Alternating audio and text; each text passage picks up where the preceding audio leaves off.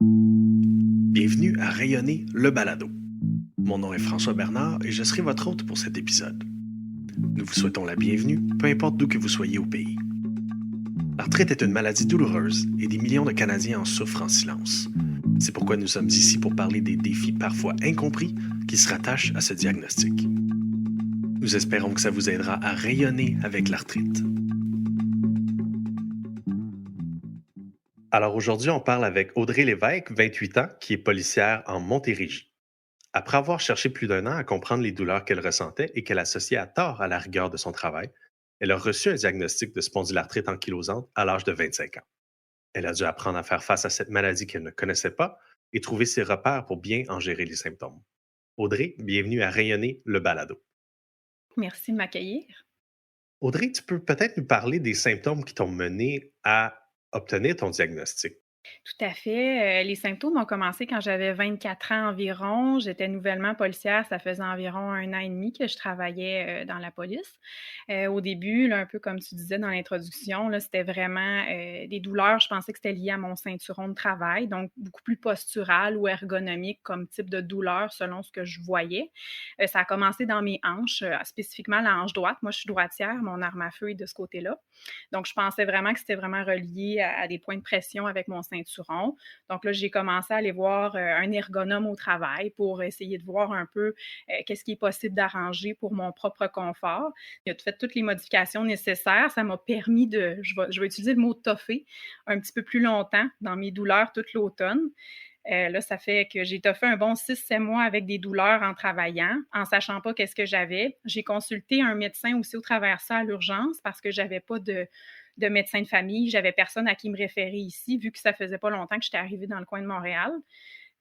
Donc, ça a été difficile d'avoir un diagnostic tout de suite. J'ai commencé par avoir un diagnostic de bursite, en fait, de hanche. Puis, on m'a proposé des injections de cortisone à plusieurs reprises. Je l'ai fait une fois. Ça n'a pas donné grand-chose. Donc, je suis partie de loin. Donc là, après ça, j'ai été un petit bout sans injection, sans rien. Je me suis débrouillée comme j'ai pu. J'ai demandé beaucoup d'aide aussi au niveau acupuncture, ostéopathie, physio. Je les ai toutes essayées, masso, vu que j'ai quand même des assurances qui m'aidaient un petit peu à couvrir tout ça. Ça a été des avenues que j'ai essayées avant d'obtenir un diagnostic, toujours en pensant que c'était postural ou ergonomique. Finalement, j'ai décidé de reconsulter au mois de décembre, ça c'était en 2017, afin de savoir, bon, est-ce que finalement j'ai-tu un bon diagnostic? Ce médecin-là a décidé d'enquêter un petit peu avec moi, à savoir vers où on pouvait s'en aller. Il a commencé par me mettre comme en arrêt de travail, si je peux dire, mais dans le bureau. Fait que j'ai continué à travailler, mais le fait d'être assise des longues journées de travail, honnêtement, ça a été très difficile parce que c'était pire que de travailler sur la patrouille. Parce que là, je devenais statique. Fait que là, il y a eu comme une évolution, là. Même si on m'avait enlevé mon équipement, ça changeait pas le problème. Donc là, on a commencé à faire des IRM, des échographies. On voyait qu'il y avait de l'inflammation, mais toujours pas de diagnostic. Après peut-être un 6 mois d'enquête avec ce médecin-là, on a essayé beaucoup de choses. Il m'a dit, écoute, les antidouleurs fonctionnent pas, les anti-inflammatoires fonctionnent pas non plus. Moi, je pense que tu as peut-être quelque chose de rhumatologique. Donc là, on m'a référé carrément à un rhumatologue. Ça n'a pas été très long, 2 mois. J'ai été référée. Elle m'a mis tout de suite en arrêt de travail. Puis par la suite, j'ai été comme 2 mois, si tu veux, durant l'été. Ça, c'était rendu à l'été 2018. Vraiment, là, en arrêt de travail chez moi, c'est ça, là, je savais pas qu'est-ce que j'avais, mais je me doutais que ça s'enlignait sur la spondylarthrite. On m'avait glissé un petit mot, donc je me suis un petit peu préparée à ça. Fait que c'est sûr que là, les douleurs, c'était le sacrum, les hanches, les sacro-iliaques. Moi, c'était vraiment dans le bas du dos puis les hanches, puis c'était très prenant. Ça me réveillait la nuit, ça m'empêchait de dormir. J'avais des sueurs nocturnes, difficulté à monter des marches, difficulté à rester assise longtemps. Quand je dis longtemps, c'est quand ça fait 10-15 minutes que j'étais assise, c'était terminé après ça. Il fallait que je me lève. Pas de position confortable, très difficile de dormir aussi. Fait que ça a été ça un peu pendant 1 an au complet, jusqu'à temps qu'on mette le doigt sur le bobo en août 2018, que là, le diagnostic est tombé. Comment on réagit à 25 ans quand on a un diagnostic de spondylarthrite ankylosante? J'ai très mal réagi. Elle m'a lâché le diagnostic comme ça, là, tout bonnement.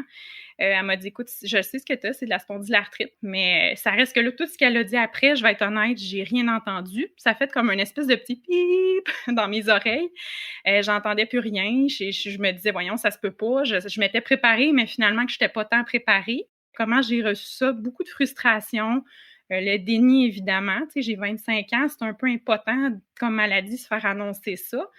C'est sûr que moi, je me voyais pas vieillir avec ça. Donc vraiment, là, j'ai été dans une période de frustration, de tristesse pendant un bon 3 mois. J'ai pas été chercher d'aide à ce moment-là, mais c'est sûr que les émotions, là, ça a été un bon 3 mois, un cocktail d'émotions négatifs, là, jusqu'à temps que, c'est drôle à dire, que je commence le médicament par injection, puis que j'ai une meilleure prise en charge, puis ça m'a permis un peu de remonter la pente, comme on dit. Le fait d'avoir aussi un nom sur qu'est-ce qu'on a quand ça fait plus d'1 an qu'on a mal, il y a un certain soulagement d'une part parce qu'on se dit, ben j'ai quand même un nom, je sais ce que j'ai. Ça va être d'apprendre à la gérer aussi, puis d'apprendre à gérer ce médicament-là parce que ça aussi, c'est un apprentissage. Tu sais, moi, je suis pas une infirmière, je savais pas comment m'injecter, mais moi, j'ai pris la décision personnelle d'être autonome dans ma gestion de maladie, puis ça, il a fallu que je l'apprenne assez rapidement parce que les injections revenaient aux 2 semaines. Donc, il faut quand même avoir une certaine organisation. Mais oui, exactement, le médicament m'a vraiment permis d'avoir une très bonne prise en charge. Tu mentionnais que quelqu'un t'a peut-être mis la puce à l'oreille, que c'était peut-être la spondylarthrite, puis tu es allé faire ta petite enquête, tu es allé te préparer. À partir du moment où tu as eu ton diagnostic, évidemment, ça amène son lot de questions. Vers quelles ressources t'es-tu tourné pour aller chercher soit de l'information ou des prochaines étapes, des prochaines choses à faire, comment bien prendre en charge ta maladie? C'est sûr que je ne vous cacherai pas que j'ai appris beaucoup à connaître le site de la Société de l'arthrite parce que c'est l'information la plus viable que j'ai trouvée à l'heure actuelle du côté francophone surtout. Des fois, on n'y pense pas, mais les pharmaciens aussi, c'est des personnes ressources. Moi, en tout cas, ma pharmacienne, je ne sais pas combien de questions je lui ai posées sur les effets du médicament, si elle avait des trucs pour les injections, si, tu sais, comment gérer, si elle avait des choses pour me soulager. Puis, tu sais, elle me parlait, mettons, ça peut aller jusqu'à ton petit sac magique le soir, là, tu sais, qu'on fait réchauffer dans le micro-ondes. Des fois, il y en a que la chaleur, ça fait du bien.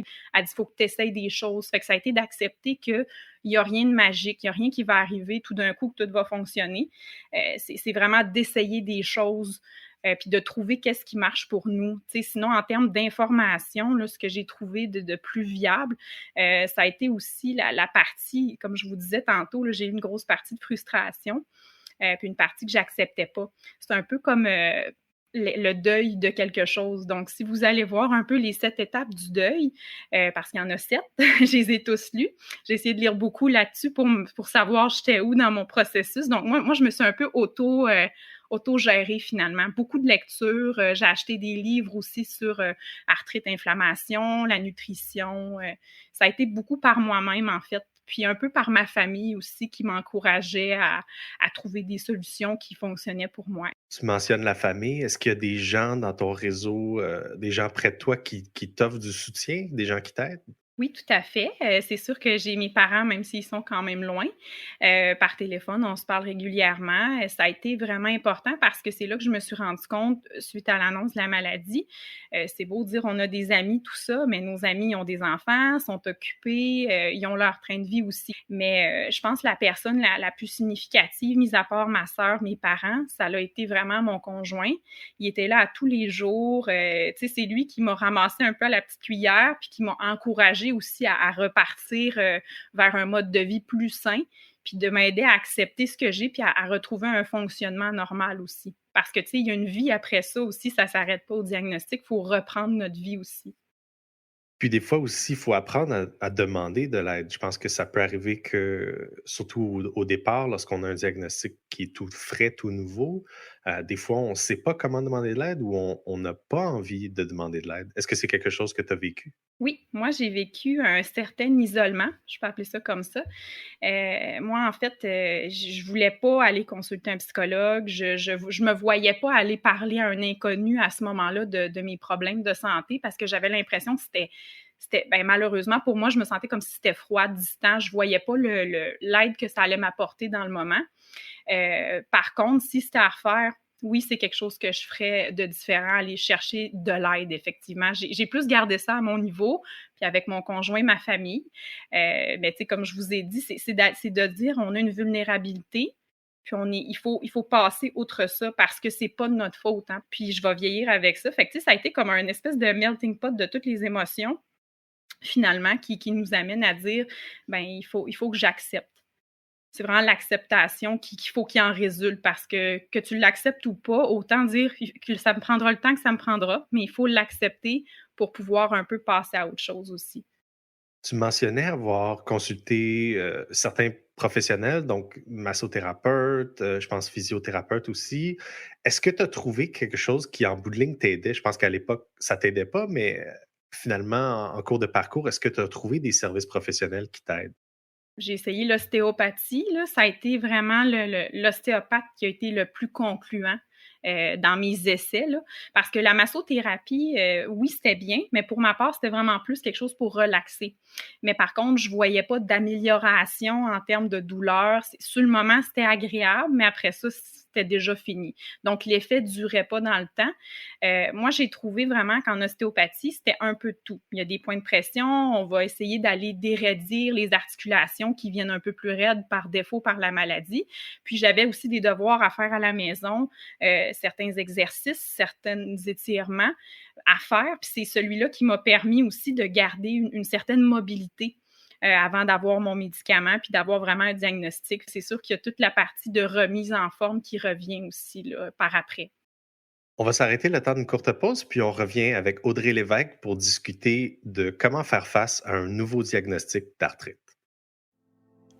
Pour bien gérer les symptômes de l'arthrite, il est important de prendre en charge la maladie avec les meilleures informations possibles. Trouvez du contenu enrichissant et des outils pratiques téléchargeables comme des modules d'apprentissage, des guides ou encore un journal de bord pour bien documenter votre parcours avec l'arthrite en visitant arthrite.ca/ressources.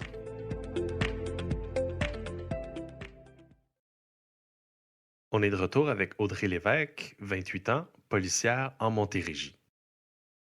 Audrey, un diagnostic d'arthrite, évidemment, amène à reconsidérer un paquet de choses, dont notre façon d'approcher le travail. Est-ce que ce diagnostic-là t'a amené à apporter des changements dans ton travail et aussi peut-être à revoir ta façon d'évaluer la performance au travail? Tout à fait. C'est sûr que l'arthrite, n'importe quelle forme d'arthrite, je pense, affecte toutes les personnes qui sont travailleurs dans n'importe quel domaine. Moi, ce qui est particulier en étant policière, c'est sûr qu'on nous demande d'avoir une très grande forme physique de par notre métier. C'est sûr que j'ai trouvé ça très difficile de garder la forme parce qu'il y a des choses que je pouvais plus faire en termes d'entraînement, mais il y a moyen de s'entraîner de d'autres façons. Exemple, la piscine, la marche. C'est surtout ce qui est sport d'impact, ben, j'ai mis ça de côté pour mon travail. Tout ce qui est le plus payant, finalement, je l'ai comme enlevé de mon entraînement. Malheureusement, là c'est plus du yoga. Pour le travail, ce que ça l'a apporté, c'est sûr que j'ai plus la même forme physique qu'avant, malheureusement. T'sais, j'ai eu comme un petit 2 ans que la forme, elle était un petit peu sur le déclin, malheureusement, le temps du diagnostic, le temps de s'adapter à un médicament aussi. Il faut se laisser le temps. Puis c'est ça, au travail, c'est niaiseux, mais les quarts de nuit, nous, on fait jour, soir, nuit. Les quarts de nuit, je les trouve plus difficiles qu'avant. La fatigue aussi, qui est plus présente à cause de la maladie. Moi, c'est suite à mon injection, souvent, que je ressens une plus grande fatigue le lendemain. Là, j'ai une fatigue qui est installée quand même, que je dormirais 12 heures. Ça ne changera rien, c'est le temps que le médicament rentre dans mon système. Fait que c'est sûr ce que ça l'a changé. Est-ce que j'en ai parlé à mes collègues? Oui, mes collègues sont au courant sur mon équipe de travail que j'ai un problème d'arthrite. Puis pour moi, c'est important de leur en faire part pour justement pas dire, écoute, je suis plus capable de faire ma job, c'est pas ça, mais je veux que tu saches que quand je travaille dans le char de police avec toi, ça se peut que s'il y a une accalmie, on n'a pas d'appel, que je te demande de prendre un break, de retourner au poste ou juste que je sorte dehors marcher 5 minutes parce qu'être assis longtemps sur des longues périodes, surtout encore de nuit, c'est sûr que ça devient un peu plus fatigant. Ça revient vite, mettons. Mais j'ai des collègues très compréhensifs. Ça se passe très, très bien. Mais oui, ça a été une adaptation. Là. Au niveau aussi de l'équipement, parce que j'étais un grand bout sans porter l'équipement avant de retourner sur la route pendant le bout de mon diagnostic. Fait qu'il a fallu que je me réadapte à porter 20 livres sur mon dos. Toujours. Fait que c'est sûr que les journées où j'ai recommencé, j'ai trouvé ça très difficile parce que toutes les douleurs étaient un petit peu plus exponentielles. Fait que ça a été de gérer aussi des nouvelles douleurs d'un équipement que je n'étais plus habituée de porter depuis un moment. Fait que le corps a eu comme un choc un peu. Puis ensuite, c'est revenu, je vous dirais, à une douleur normale, là. Disons sur un niveau de 2, 3 sur 10, là, je suis capable de gérer amplement. Puis il y a des journées que c'est 1, il y a des journées que c'est 0. Fait que c'est vraiment une journée à la fois là, au niveau du travail. Puis pour ce qui est des perspectives, est-ce que ça a changé quelque chose au niveau de mes objectifs de carrière? Oui, ça c'est certain. C'est sûr qu'avant, je visais quelque chose un peu plus comme la cavalerie, tu sais, sur les chevaux, qu'est-ce qu'on voit là. Je trouve ça super beau puis intéressant. Mais là, étant donné mon diagnostic d'arthrite, c'est sûr que je me vois pas être assise sur une selle pendant 4-5 heures une journée de temps. C'est quelque chose que je peux plus me permettre. Mais il y a plein d'autres belles choses. Moi, je suis une personne qui aime beaucoup la santé mentale, justement, ces choses-là. Fait que j'ai plein de choix aussi à 28 ans. Là, d'ici une dizaine d'années, je peux aller vers bien des affaires. Mais oui, ça a changé ma perspective de carrière. Ma carrière passe plus en deuxième maintenant. Je passe plus ma vie personnelle en premier. Puis je pense que c'est une bonne chose. Il faut s'écouter. C'est souvent un apprentissage qu'on a à faire avec la maladie, de trouver ses propres limites et d'être capable de les accepter et de les respecter. Donc, tant mieux si tu as été capable de le faire et c'est quelque chose que tu amènes avec toi tous les jours, notamment au travail. Tu parlais de la fatigue qui était suivait tes injections. Est-ce que tu as trouvé des trucs pour combattre cette fatigue-là? Oui, un peu. J'ai j'ai beaucoup lu là-dessus. J'ai essayé plein de choses. Puis la chose qui fonctionne le mieux, en fait, c'est justement, tu sais, si je me couche sur mon divan puis je décide que cette journée-là, je fais rien, ça serait facile. Tu sais, ça serait trop facile. Au début, je le vivais comme ça en me disant, ben, je vais m'allonger 20 minutes puis après ça, je vais être correct. Mais là, je m'apercevais que, mon Dieu, je viens de dormir 20 minutes. Finalement, je me sens encore plus fatiguée que si j'avais pas dormi après mon injection. Fait que c'est niaiseux, mais c'est de trouver des choses qui nous animent dans la journée. Moi, c'est ça, c'est de m'occuper, en fait. Que ce soit mon ménage, mon lavage, la vaisselle, les commissions, s'entraîner un peu. C'est vraiment la clé pour moi, c'est de se garder occupé dans une journée puis de pas justement s'asseoir sur le divan puis de s'apitoyer un petit peu sur son sort parce que ça fait comme juste pire après. Est-ce que pour toi, de parler de ta condition au travail, ça a créé des changements, soit au niveau de la perception ou des conditions de travail avec tes collègues? De base, je suis une femme policière, donc de base, j'ai à avoir un peu plus de préjugés malheureusement, mais ça vient avec. Fait que là, en étant une femme, en ayant de l'arthrite, c'est sûr que là, j'ajoute un peu la crème sur le gâteau, là. Mmh. Mais au début, moi, ce qui ressortait, c'est ah, ben là, elle fakait un mal de dos, c'est parce qu'elle voulait pas rentrer travailler. Malheureusement, j'ai eu ce préjugé-là collé pendant une bonne année et demie. Puis j'ai trouvé ça bien dommage parce que je me dis, Colin, je suis la fille la plus jeune, la plus motivée qu'il n'y a pas dans le poste. Je fais partie des gens qui veulent travailler, qui veulent arrêter des suspects, qui veulent faire son travail. C'est sûr, ça a été déplaisant à quelque part. Je te cacherai pas que des fois, je rentrais chez nous, je pleurais parce que j'avais des petits commentaires comme ça. Mais à un moment donné, je me suis dit, ben écoute, eux, ils savent pas qu'est-ce que j'ai vécu. Fait que j'ai juste à me tenir à mes objectifs personnels. Puis ils vont voir que moi aussi, je suis capable de faire la même chose qu'eux autres, là. Fait que, puis aussi, ça m'a fait développer aussi des nouvelles perspectives que je pensais pas développer au niveau, comme je disais, de la santé mentale. J'ai d'autres intérêts qui sont ressortis de ça. Puis je pense que les gens, ils sont super conscients de mes capacités, puis ils apprécient aussi qui je suis parce que je suis très jasante, très empathique. Ce que j'essaie de faire aussi, c'est d'informer les gens le plus possible. Tu sais, des fois, j'ai des dirigeants qui me posaient des questions à savoir qu'est-ce que c'était, est-ce que ça va affecter ton travail, penses-tu rester sur la patrouille? Moi-même, j'ai eu beaucoup de questions à répondre aussi parce que moi, si tu veux, je suis en bas de l'échelle. Je fais la patrouille, la réponse 911. Donc, c'est sûr que c'est un travail qui est très exigeant. Mais moi, j'ai choisi de continuer ce métier-là parce que c'est quelque chose qui me motive énormément. Mais je pense que ça m'a rendue vraiment plus forte puis beaucoup plus communicative avec les gens. C'est pas écrit dans ton front que tu as de l'arthrite. Puis moi, j'en vois, j'ai comme semé des petites graines aussi au travers les 2 dernières années avec mes collègues. Je suis au même poste aussi. Fait que je connais pas mal tout le monde. Puis même des fois, il y a des gens qui viennent me voir juste comme ça. Hey, comment ça va? Tu sais, ton dos, tout ça. Fait que ça a créé quand même une certaine relation d'empathie au travail de certains de mes collègues. Donc, je pense que somme toute, ça a été très positif. Sur le moment, c'était pas le fun parce que c'était stressant répondre aux questions des gens. Il faut être préparé, hein. Ça, c'est un petit truc. Préparez-vous des scénarios que vous allez avoir des questions positives, des questions négatives pour le retour au travail, mais je me suis pas inventé des réponses. Moi, je disais la vraie affaire, là. Moi, j'ai mon médicament, ça va bien, j'ai été prise en charge. Oui, ça a été long, ça a été fastidieux, ça a été déplaisant comme processus, mais il n'y a pas de honte à ça non plus. La maladie change évidemment beaucoup d'aspects dans notre vie. Au niveau de tes relations personnelles, est-ce que tu as vu des changements à ce niveau-là? Au niveau de ma famille, il y a eu beaucoup d'incompréhension aussi face à la maladie, dans le sens qu'ils se sentaient un peu coupables. Je prends comme mes parents, ils se sont questionnés à savoir ça vient-tu de nous? Y a-t-il quelque chose qu'on a mal fait? Est-ce que tu aurais dû ne pas faire de patinage artistique quand tu étais jeune? Ça, c'est beaucoup mon père. Il se sentait comme responsable du fait que j'aie cette maladie-là, mais tu sais, c'est pas de leur faute du tout, là. Je leur ai dit je sais pas combien de fois. Mais je pense que c'est ça. Il y avait une certaine sensibilité face à la maladie. Mes parents étaient très empathiques. Ça a changé un peu notre relation. C'est plus de l'empathie, puis de dire, ben écoute, s'il y a quelque chose qu'on peut faire pour t'aider, si tu veux en parler, nous, on est là. Fait que j'ai toujours eu un peu ce soutien-là. Mon conjoint, c'est un peu la même chose. C'est sûr que ce que ça a changé avec mon conjoint dans ma vie de tous les jours personnelle, c'est sûr que c'est un sujet qui revient régulièrement. Au début, on en parlait presque à tous les jours parce que c'était très nouveau. Donc, ça prenait beaucoup de place dans nos discussions ensemble, puis essayer de trouver des solutions qui puissent m'aider aussi. Puis, tu sais, ben là, on parle plus de la relation intime avec mon conjoint. C'est sûr que ça l'a beaucoup changé.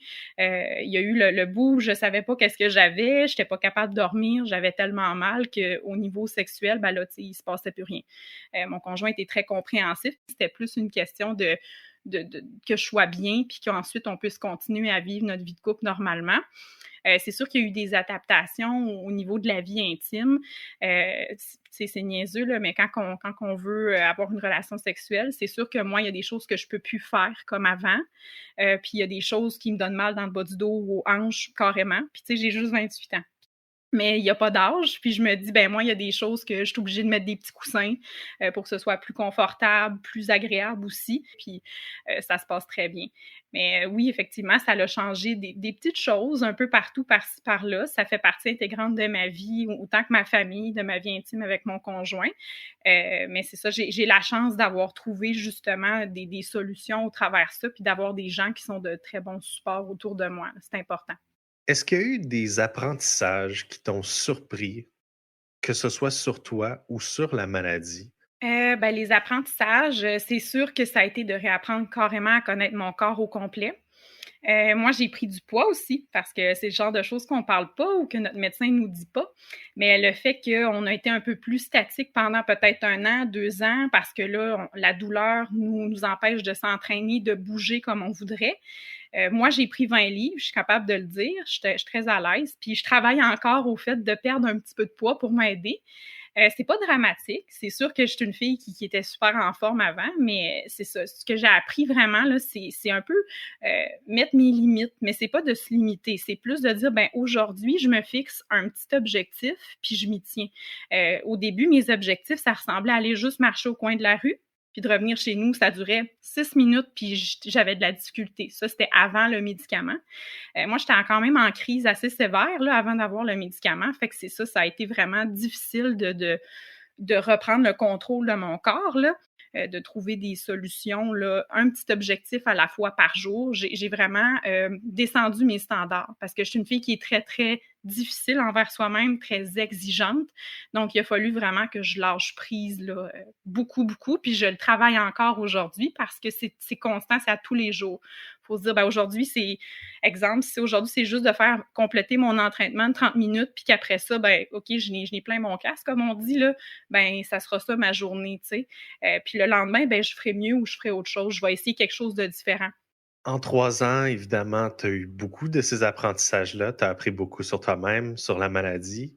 Sachant ce que tu sais maintenant, qu'est-ce que tu dis à quelqu'un qui reçoit un diagnostic de spondylarthrite ankylosante aujourd'hui? Aller chercher de l'aide, que ce soit au niveau psychologique, que ce soit d'aller juste rencontrer des cafés avec des gens, discuter. Il faut trouver une solution pour pouvoir en discuter parce que je pense que quand on garde tout à l'intérieur, c'est pire. Fait qu'il faut vraiment en discuter pour pouvoir passer à autre chose. Je dirais aussi apprendre à apprivoiser sa maladie parce que des fois, les gens, c'est beau d'être en prise d'information, mais il faut apprendre à se connaître là-dedans puis à fixer nos limites, comme je disais tantôt, un petit objectif à chaque jour. Fait que c'est de se réapprivoiser finalement avec une maladie parce oui, on est la même personne, on a la même personnalité, mais notre corps a changé complètement. Fait que c'est vraiment de repartir un peu à zéro avec soi. Il faut continuer de bouger aussi. Moi, ce serait mon meilleur conseil. Les journées ou les semaines que je suis plus stagnante, que je bouge pas, je paye. Je paye au niveau des douleurs, tout ressort. Là, je fais: «Oh mon Dieu, j'aurais dû bouger cette semaine un peu plus», que ce soit aller prendre une marche à tous les jours, du yoga, de la danse, ce que ça vous tente. Trouver quelque chose qui vous fait du bien. Fait que c'est de se raccrocher à une nouvelle passion. Fait que, tu sais, voyez ça comme une nouvelle occasion de découvrir des nouvelles choses. Aussi, pas avoir peur de poser des questions, que ce soit à n'importe quel professionnel, à son médecin. Moi, là, je me mettais un petit carnet avec toutes mes questions à chaque fois que j'allais voir le médecin parce que des fois, Google, ça dit pas tout. Donc, c'est important de poser des questions aux bonnes personnes. Puis ma médecin elle me trouvait drôle. J'arrivais, j'avais une petite feuille. Puis là, ben, je faisais des petits crochets quand j'avais posé mes questions. De sages paroles remplies de judicieux conseils. Si je peux peut-être t'offrir un petit conseil, je t'ai entendu à quelques reprises dire c'est niaiseux, Mais mais je pense qu'il n'y a rien de niaiseux. Je pense qu'un diagnostic d'arthrite, c'est quelque chose avec lequel il faut composer, il faut apprendre, il faut trouver des façons de le naviguer. Il n'y a rien de niaiseux là-dedans. C'est pas juste de l'arthrite, c'est très sérieux et c'est important de faire ce que tu as fait. Audrey, merci énormément de ton témoignage, puis je te souhaite une super fin de journée. je te remercie de m'avoir reçu. Merci d'avoir écouté Rayonner le balado. N'oubliez pas de vous abonner à cette série pour recevoir des notifications lorsque de nouveaux épisodes seront disponibles. Pour toute question ou pour suggérer des sujets d'émission, écrivez-nous à info@qc.arthrite.ca. Les opinions exprimées lors de ce balado sont celles des invités. Elles ne représentent pas les opinions et positions de la Société de l'arthrite.